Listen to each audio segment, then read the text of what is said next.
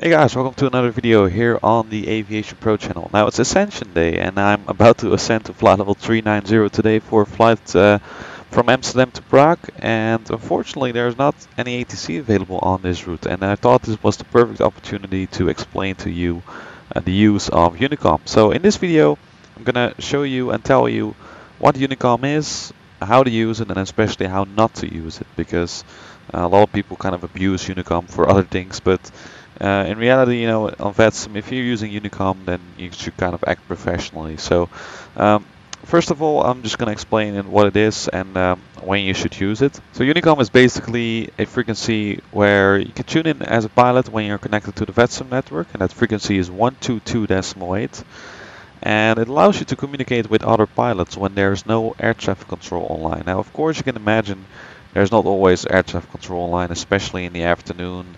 Most ATC is online during the evening and during the night. So, in that sense, you have to, get some other way of communicating with other pilots when you're flying. Otherwise, it's going to get a big mess, and you don't know what the other pilots pilots around you are doing. So that's why we have Unicom. You tune it in, then you go to your pilot client, for example vPilot. I can show you. So first of all, you make sure that 122.8 is tuned in the radio. So you can see I've now set it in the active box right here in the PMDG 747, and then you can go to vPilot. So then here in vPilot, as you can see, we are now tuned to 122.8 correctly, and we're now on the Unicom frequency. So right here in this box, we can expect other transmissions by other pilots, or at least text messages. It's not really a transmission, it's more of a text message. And you will only receive text messages from pilots within a certain range of your aircraft. So if you're parked in Amsterdam, you will not get Unicom messages from pilots flying in Spain or across the pond. Of course, that would not work very well. So only pilots in your own neighborhood. As you can see, there's already some kind of message popping up. Someone asking another pilot about their call sign. So anyways, right here in vPilot in the bottom, you can then type your message as you use Unicom. So as you can see, it's very simple. You just tune 122.8 in your radios, and then you can use vPilot to send text messages to other pilots. Now, when do you use Unicom? Basically, any airport where there's no ATC, you will already tune in Unicom 122.8, and then at least monitor the frequency. Okay.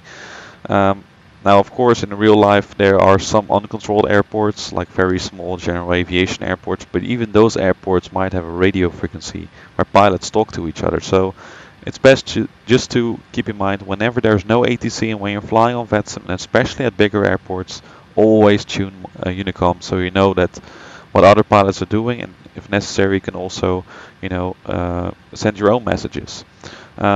So, for example, if you're flying from controlled airspace, let's say we're flying from Amsterdam to Germany, and we are online with Amsterdam radar.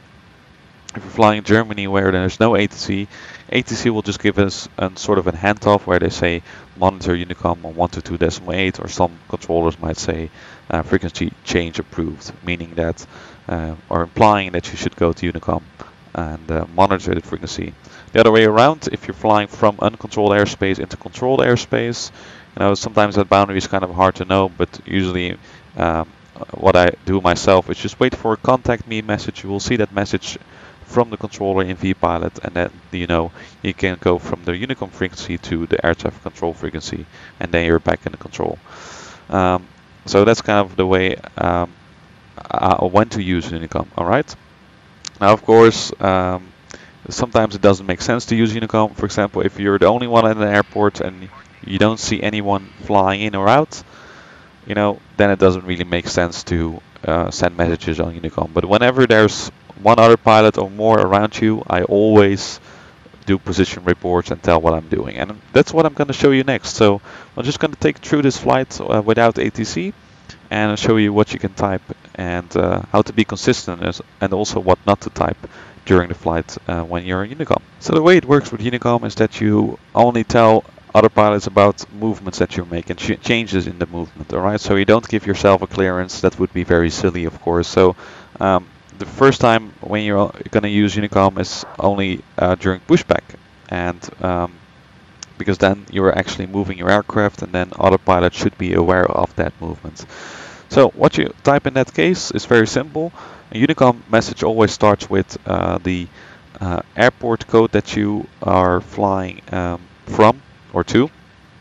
And of course this depends on your phase of flight. So we're now departing out of Amsterdam, and the airport that matters for the message is of course Amsterdam. So we type Echo Hotel Alpha Mike, which is the ICAO code, and then traffic, you can abbreviate that to TFC.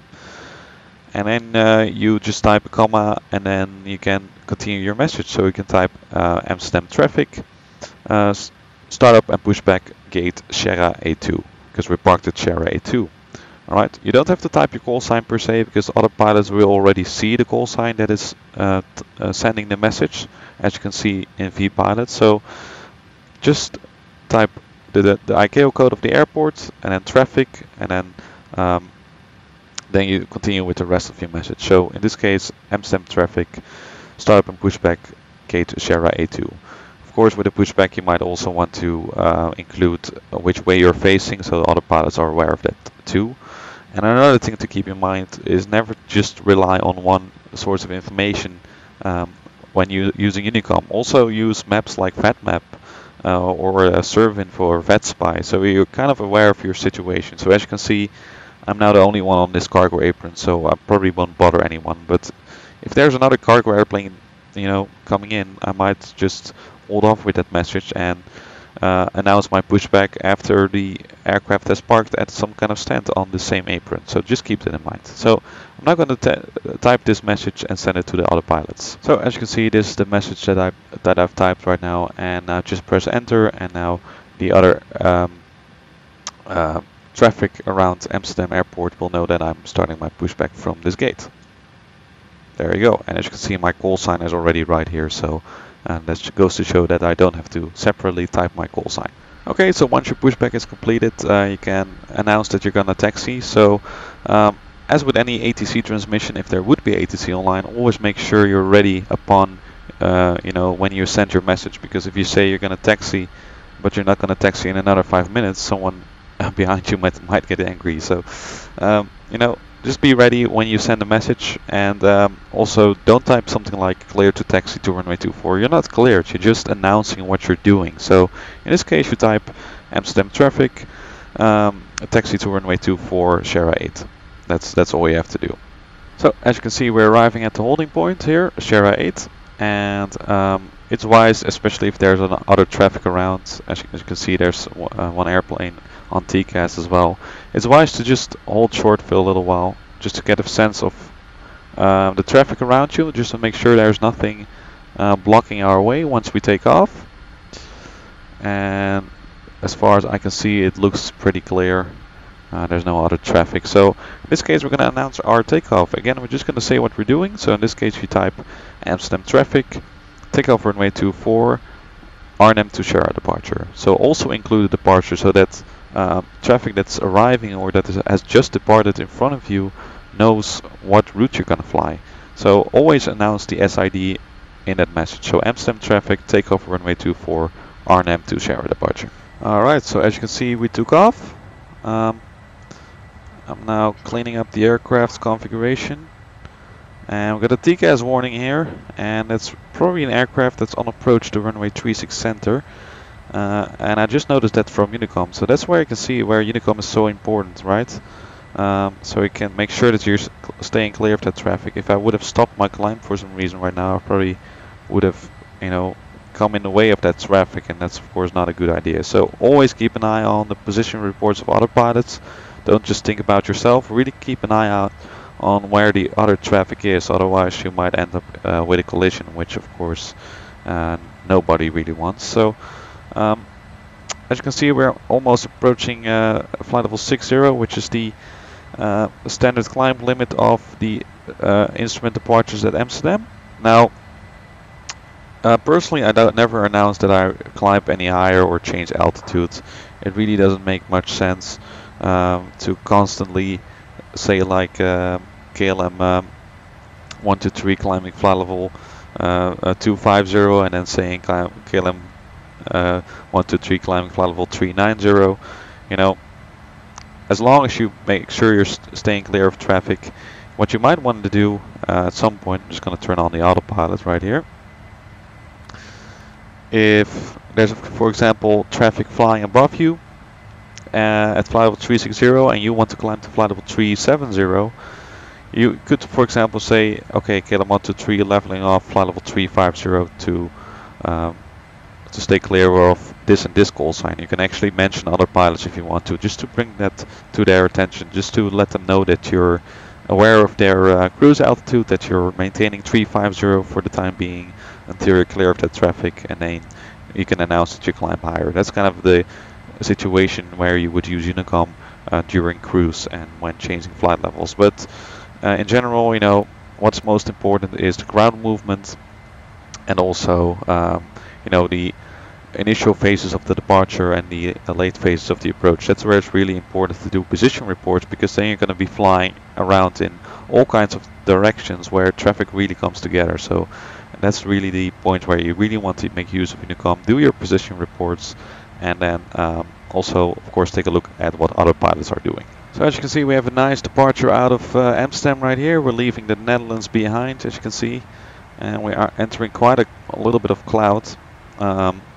So, you know, as we reach cruise level in a few minutes, of course, there's going to be a lot of quiet time. There's not much to do. But I just want to let you know what you should not use UNICOM for, and that's just regular chat with other pilots, or, you know, just messing about with your frequency where other pilots want to do position reports. That's not the right frequency. If you want to chat with other pilots and have fun, you know, just go on TeamSpeak or open a private chat message in vPilot with other pilots.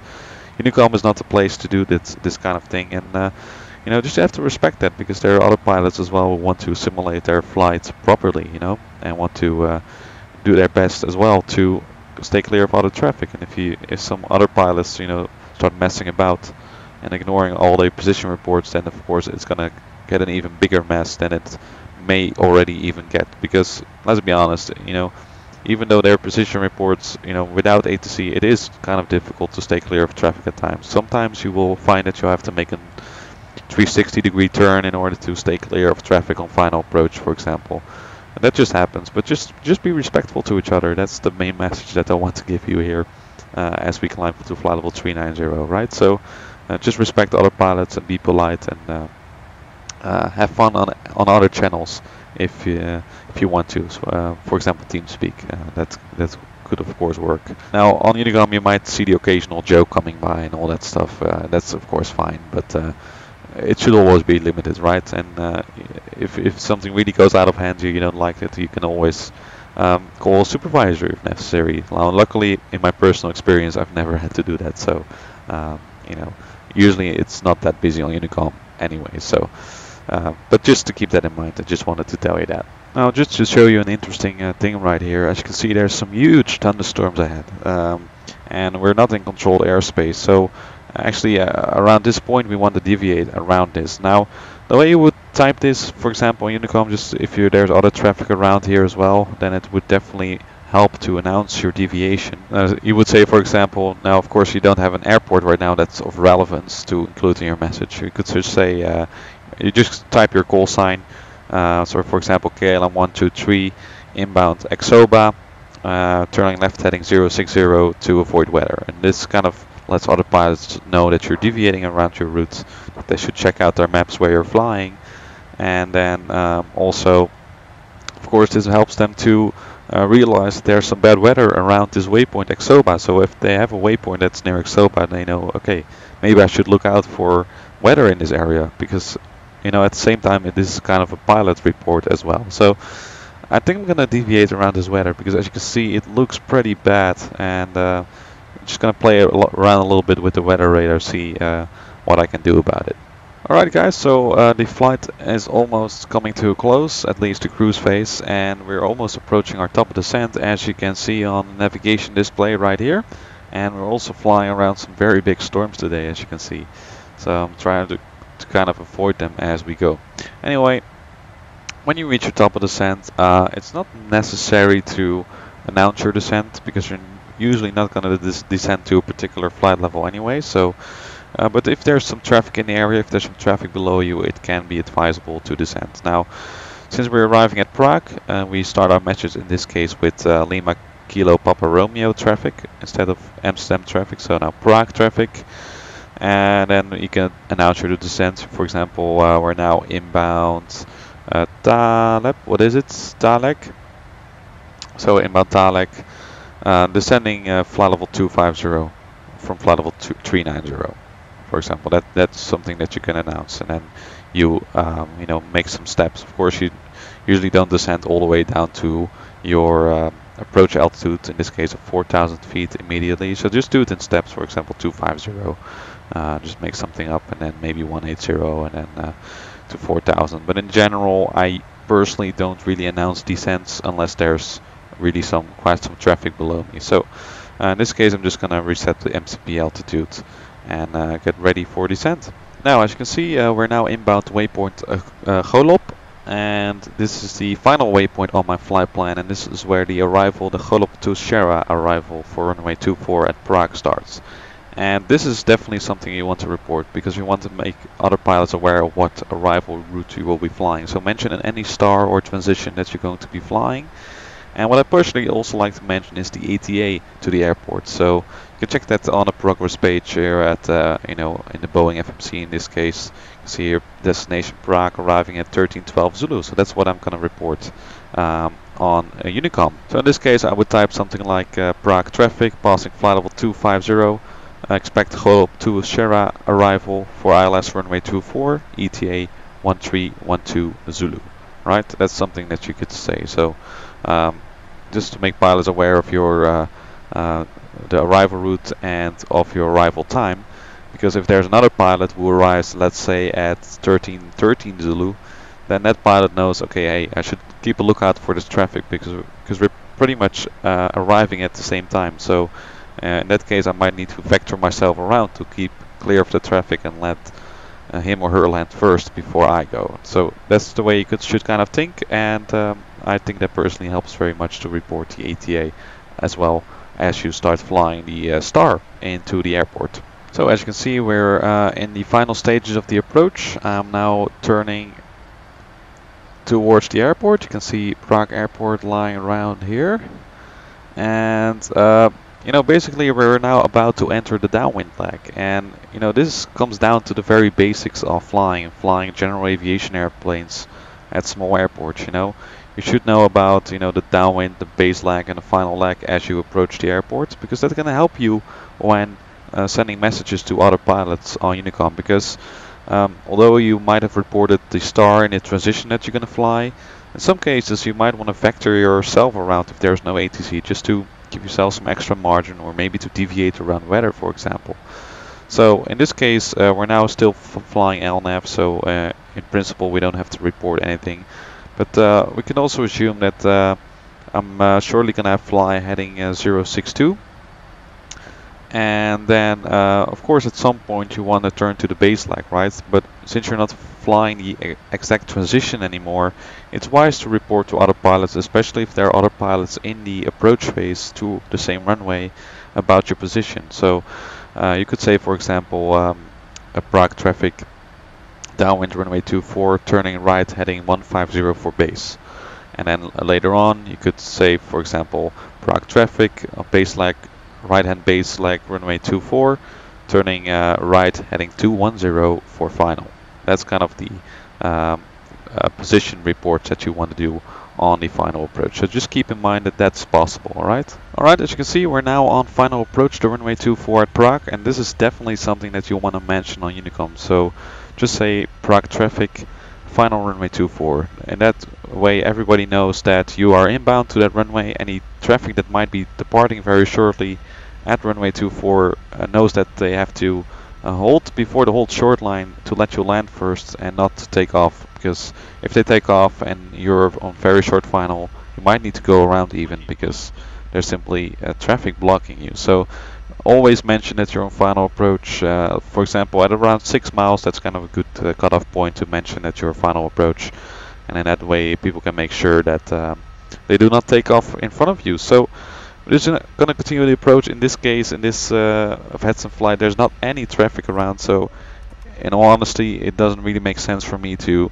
publish any UNICOM messages right now. But if there were to be traffic, definitely report at your own final approach. Is very, very important. So we're now going to continue the landing, and once we land, I will already tell you we want to report that we have vacated the runway. That's to allow pilots behind us to know that the runway is clear so that they can land, and also for any departing traffic to make sure that the runway is clear for their takeoff. Okay, so just make sure that you report that the runway is vacated once you land. Okay. 30, 20,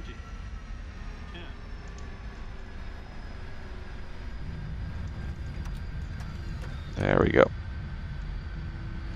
Alright, so we've safely arrived at Prague, and as always you want to make sure you vacate the runway as swiftly as possible. Okay, so to make room for other traffic. And now that we've vacated the runway, we can say like Prague traffic. We just typed that in vPilot, Prague traffic. Vacated runway 24, taxiing to stand, blah blah blah, whatever. Alright, you can also report your taxiing route so that other pilots on the ground to know where you're going. And that's basically it. So I'm just going to continue taxi right now. And I'm just going to show you one more example about some kind of a taxi conflict that might occur and how to deal with that on UNICOM. So as you can see on the chart, we're approaching runway 12 here, and that's also something to mention. Make sure you monitor UNICOM, make sure there's no one mentioning final approach runway 12, because if there is someone mentioning final approach runway 12, then you have to hold short right here. Otherwise, you're gonna, be in the way of their landing, and then they have to go around, which of course not very pleasant. So just make sure you keep an eye on UNICOM, especially when you're crossing runways, and especially when crossing active runways. And there might also be a situation, for example, there's an aircraft taxiing out of Hotel 1, and we're approaching that taxiway there, Hotel 1 and Lima. So in that case, you could say something, alright, the traffic has just announced taxi on UNICOM, and in that case, we just say, okay, Prague traffic holding short of taxiway Lima to give way to this and this call sign, if you know their call sign. Alright, you should know their call sign if they have just sent you a message on UNICOM. So just keep in mind that you can announce that kind of things, and that you can mention the other aircraft again, just to assure them that you're giving them way. Alright, of course, you need a bit of a mutual respect in that regard, that you just give other pilots way whenever you need to, and just what's most convenient, right? So guys, that's basically it on how to use UNICOM. I hope you liked this video, and if you did, make sure you give it a like and subscribe to this channel for more VATSIM tutorials. Now, as you use UNICOM, as you're new to VATSIM, you will probably just get used to it. You kind of develop your own way. There's not really one strict way or fixed way to use UNICOM and the phraseology that you have to use on UNICOM. Just make sure that you announce your position reports, know that other pilots know what you're doing. Okay, and that's basically it. And even on UNICOM, it can be quite fun sometimes, especially when it's rather busy. So just keep in mind of that. There are also other pilots around you, that you're not the only one flying around the network. And with that, I'd like to thank you for watching this video. If you'd like to support the channel, make sure you head over to patreon.com/AviationPro. And as always, I will hope to see you next time on the next video. See ya.